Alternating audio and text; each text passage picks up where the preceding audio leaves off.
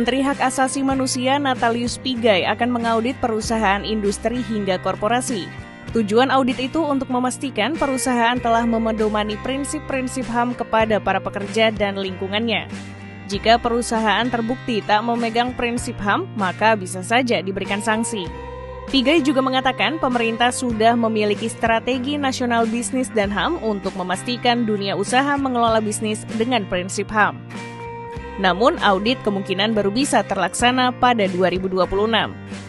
Saya sedang persiapkan, nanti September kita akan keluarkan peraturan presiden. Kita tidak hanya sekedar berhenti pada stranas bisnis dan HAM, tetapi kita akan meningkatkan lebih daripada strategi, yaitu aksi. Menteri HAM Natalius Pigai dikutip Rabu 15 Januari 2025.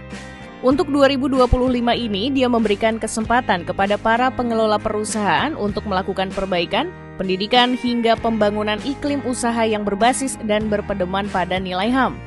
Berdasarkan prinsip HAM internasional, pemerintah harus melindungi masyarakat dengan prinsip HAM. Sementara itu, perusahaan harus menghormati HAM dengan cara mengelola usaha dengan prinsip HAM. Pada tahun ini, Pigai mengatakan perusahaan-perusahaan harus melaporkan kondisi terkini lingkungan perusahaannya terkait penerapan nilai HAM. Kondisi itu dilaporkan secara daring lewat sistem yang disiapkan Kementerian HAM. Contohnya, perusahaan perlu menerapkan prinsip 101, yaitu setiap 100 orang pekerja harus ada 1 orang pekerja disabilitas. Jika tidak diterapkan, maka hal itu akan mengurangi penilaian dari Kementerian HAM terhadap perusahaan tersebut.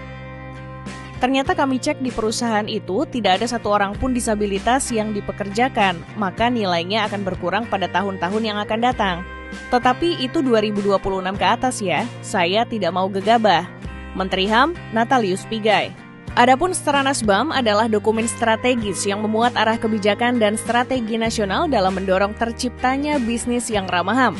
Dokumen ini disusun dengan prinsip-prinsip non-diskriminasi, kesetaraan, partisipasi, akuntabilitas, dan keterbukaan.